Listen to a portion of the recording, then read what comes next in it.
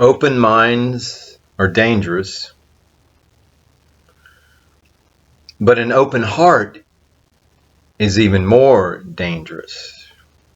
An open mind without connection, any connection to the heart, an open mind without coherence with the heart, that is dangerous because you really don't have discernment. You're open to anything that presents itself to your mental landscape. And as there is a war upon consciousness, that is dangerous. People like to get involved inside your mind to impact the energies of your heart, mind, body complex. And that's dangerous. But an open heart,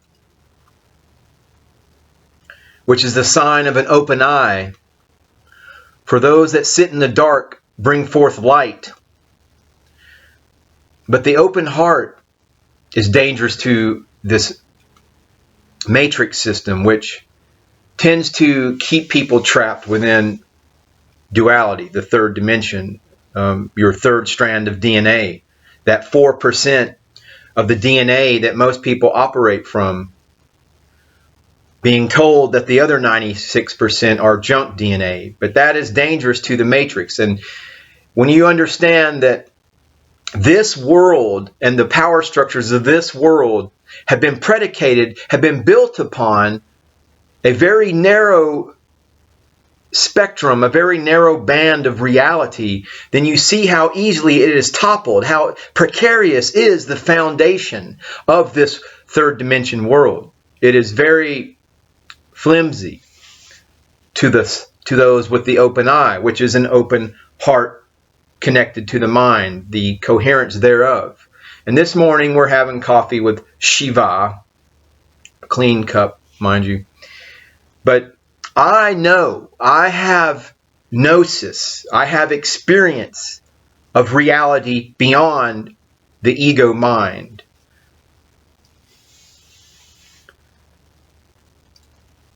I went through what is called Udana Pranayama activation with Sadhguru. And with this activation, this Udana Pranayama activation, which was very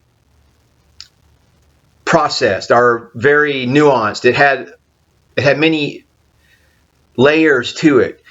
And one of the most important things I want to share with you, dear viewer, is, I use a lot of different names and titles and words, and I'm not really so caught up or beholden to the historicity of those words. The name Anu has a nice resonance for me. And this Udana Pranayama was full of sounds of nice resonance. And it proved to me, it was one more layer of proof of the reality beyond the ego mind. Because this process involved breathing, it involved synchronized breathing with the utterance of sound, and sound with a combination of body, a type of asanas, postures, physical posturing, and vibration. But it connected the sound that our voice is able to create with various inflections, various vowel inflections. For example, Om, Aum, Nama, Shivaya. Each of those individual components, sound components, has a meaning behind it. But the true meaning, the true focus of, the true import of this is the sound and the resonance that it creates within your body, mind, body, heart, mind, body complex. Soul, that entire resonance that is created. And when I say resonance, I'm talking about an energy that is created. And so this Udana Pranayama activation involved sound. It involved holding your hand at a certain angle with, one palm over your your thorax area here, where the sound resonance chamber, where you could feel the resonance that your vocalizations were producing. And then it involved, 12 minutes of holding your hand at a certain angle. And it was an entire process, this Udana Pranayama activation with Sadhguru, that lasted for 45 minutes. But at the culmination, the peak experience of that was a total joy, a total within the mind's eye, as my eyes were closed, I was still seeing, right? I was seeing through the single eye. And if thine eye be single, thine whole light will be full of body, fundamentalist Christians. Okay, that's in your scripture.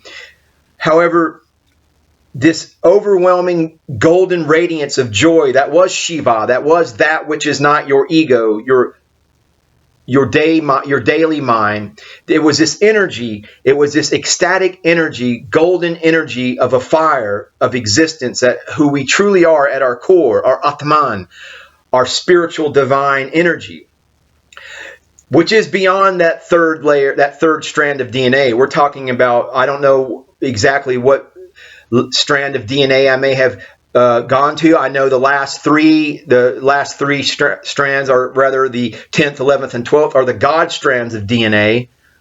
I was at the very precipice of entering into total dissolution of awareness within golden radiance, source golden radiance. And Sadhguru, he said that when he was a young man, he knew that his devotions, or where his path, Bhakti Yoga, his devotional path, was towards Shiva, because he began to spontaneously make this sound. Shh, shh, shh. And he began to do that at the culmination of this Udana Pranayama activation. And that is what drew me back into this third dimension reality, where I was about to, like, tears of joy and golden radiant source were engulfing me. That which is not your little ego. I was becoming into the great void of existence. And that's a bit sometimes heavy for people to handle, because we're very tethered to our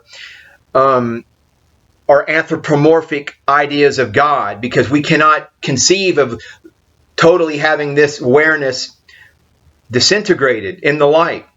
And that is what was taking place with this Udana Pranayama activation.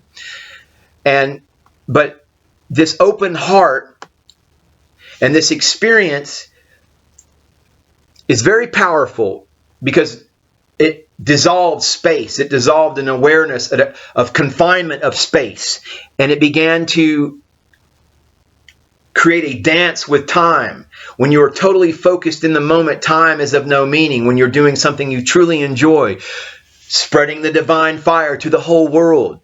I don't know how long this video goes on, but the high heart, once it is connected, once it is restored, enables us to dance through time in any direction that we choose, replacing programs with artistry.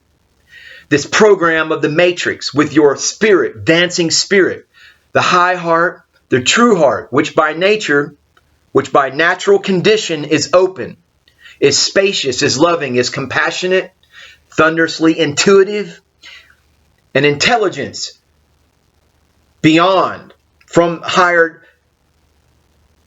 DNA strands. Okay, this doesn't have to be all metaphysical. This is all conterminous with science.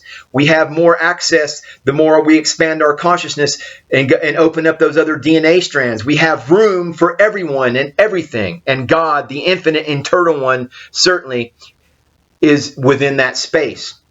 And there's a grand cosmic alignment of planets that are taking place across all the signs, all the houses of the zodiac, that is creating a star pattern on this 1010 portal, and is the harbinger of the commencement of our full activation of all of our God force, of all of our strands of awareness and DNA, of power and potential.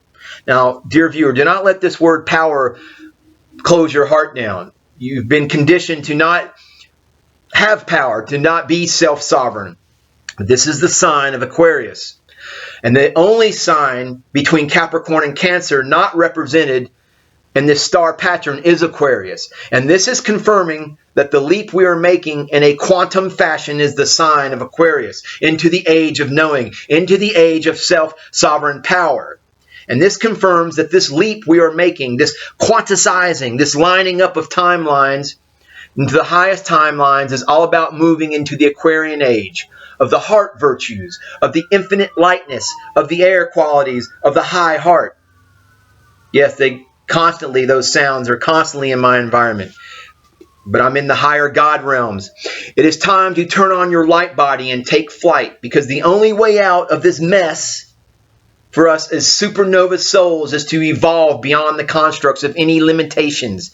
It is time to fly, dear viewer. Okay?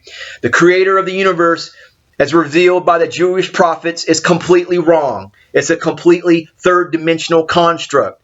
Your solar system follows a sacred tone. It is your high heart tone, thus vibrating harmoniously with the cosmos. You too can learn the sacred tone. For when you attune your soul, when you put in coherence your heart and mind to the celestial, you will be able to reach the divine love that we have been seeking for so many years, and open up those other strands of DNA and see beyond this sleight of hand trick that organized religion has played upon humanity. When we interpret what is spiritual in spiritual language, when we read with new eyes, with eyes that see, through a heart that is active, the high heart, we put behind us the sun disk of the soul star chakra, we activate and we begin to read our reality with those other open strands of DNA. The third dimensional person rejects these truths of the Spirit of God, because to him, they're sheer folly. How can you live in the moment? How can you not be concerned with tomorrow? How can you only be concerned with the energy of your heart and staying focused on that and not in ego contention? Because the fifth dimensional consciousness is eyes that see with a spiritual eye. And the spiritual man can again read the meaning of everything, yet no one can read what he is, what you are. Entering the forbidden grove, the grave, pertains to hidden knowledge, concealed through anagrams and word association, equated with the tree and the serpent. The orchid of life, the tree of life, connotates the Canaanite goddess Asherah. All right, I got a little off topic, but anyway, it's fun. Just have fun, enjoy your coffee in your clean cups, and become a brother of wisdom, because the Greek noun philosopher is a compound from the philo, brother, sopher, of wisdom. Wisdom is a play on philosophus, a brother of the serpent even. Be as wise as serpents and enter into the heart rainbow bridge and raise your frequencies and enter into the fifth dimension and enjoy your coffee with Shiva, that which is not. Namaste, namaskaram.